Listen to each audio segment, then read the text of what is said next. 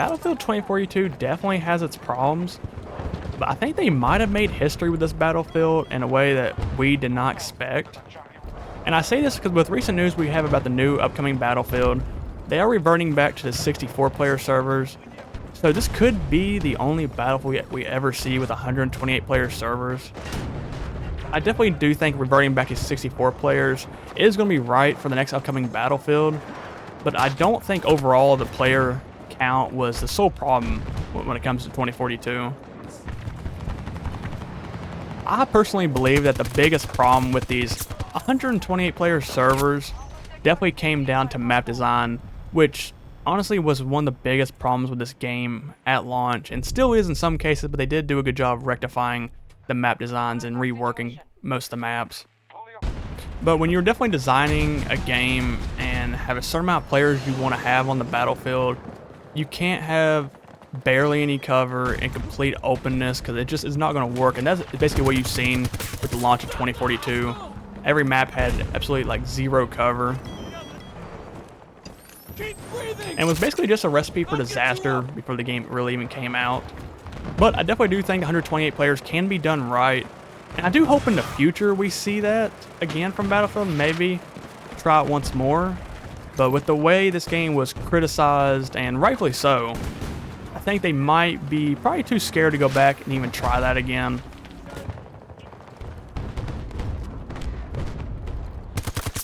I see you up there, buddy. There we go. Nice little double kill. We got one more person here, it looks like.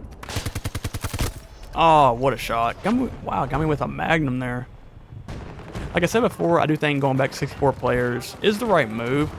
But I definitely do like some of these moments that you can only get 128 player servers.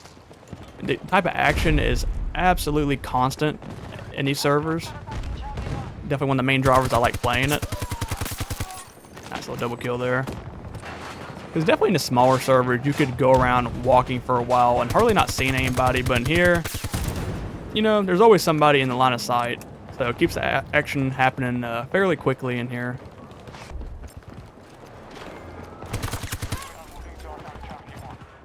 They are absolutely all over this flag right now. Get rid of that beacon. Absolutely love using this RM68. It was definitely the best gun when it first came out. Of course, usually the DLC weapons are a little overpowered. But they definitely did some nerfs to it, but still a heck of a gun to use.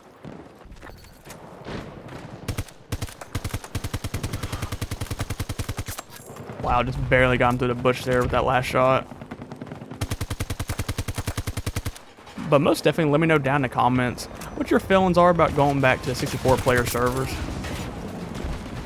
And also just in general what you think about the next upcoming Battlefield game, which I have made a couple of videos talking all about that.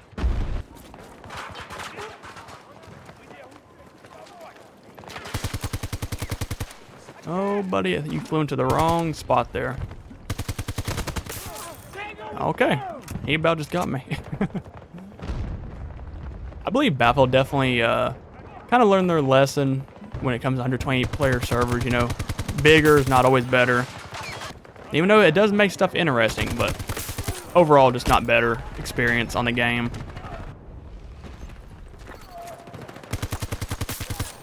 Alright, that's a good little spawn kill. Alright, I guess she don't want revive. But with the next Battlefield, definitely hoping we get some map designs like BF3, Battlefield 4, you know, or any other Battlefield. 2042 just had the absolutely worst maps known to a Battlefield game. And I just don't understand why. I mean, maybe the game was rushed, mismanaged, probably all the above. But when you have so many games that have, you know, good maps, like there's not, I can't think of one game specifically that had absolutely terrible maps.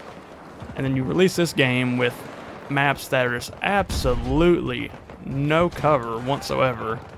I just don't understand the thought process on that and how they thought it'd be a good idea releasing such a game.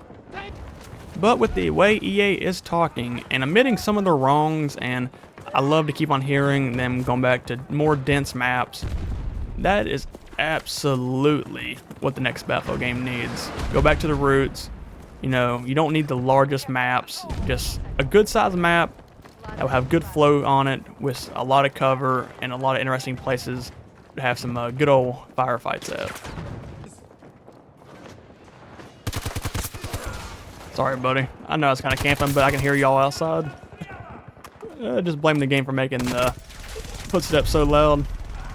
Oh my gosh, that dude absolutely just went off with that vector right there. Well, been speaking of map designs, and as you can see here, probably got the worst map design in the game. And this is, you know, they did rework this map, so they made it a little bit better, added in some cover. But when the game first launched, yeah, this was absolutely the worst map. Almost zero cover. I thought we switched it up a little bit, use a DMR, plus also using Rayo. I actually do like using him. Try to disable some vehicles, help my teammates out.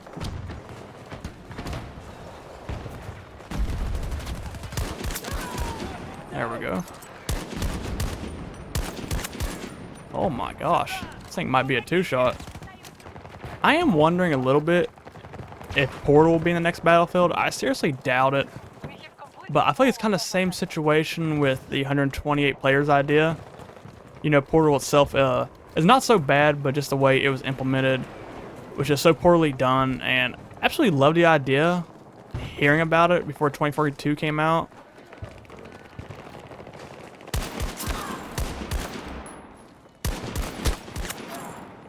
There's two guys. There is one more over here. Oh my gosh, this gun's pretty nice. But the idea of making any scenario ever like in a Battlefield game in Portal, it really is a good idea, but hopefully down the future, down the line, they could maybe implement it again and maybe do a better job of it. I really do like using Ray on here, but I feel like some people don't like him because he's not really the most exciting character. He is a pretty good support character, I will say. I mean, go to disable vehicles at a given notice is pretty good. But, you know, it don't come with the most kills or anything, so I feel like people kind of stay away from it. And about all Battlefield games, you know, Battlefield has had some effects happening and cause the map to change in multiple ways. But I wonder what they'll go with in the next Battlefield, something like this, or maybe something like Battlefield 3 and 4, a little more subtle. Because on here, it definitely feels like a little overboard, and, you know, it gets tiring to see, like, the tornado on a bunch of different maps. But definitely on this map, this ain't too bad. I actually don't mind the dust. And most definitely does change up visibility quite a bit.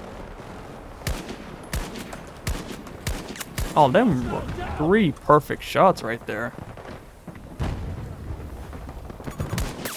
Oh, look at that one shot. I got lucky somebody hit him first, though. Oh, there we go. Got him with a nice little headshot.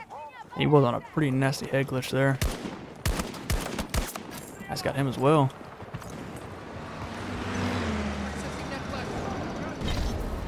Alright, nice. Got him disabled. I wish I had RPG to be able to lay into him, but sadly don't get that with the recon class. That was always the thing to do back in the day before they'd done the class system the way they done it. Use Rayo and then pull out an RPG right after disabling somebody. I got you, sniper. Somebody on a head glitch. Oh, good shot. I do remember on this map a long time ago, having the ability to call a vehicle in everywhere sounds pretty cool, but not on an objective on top of a building.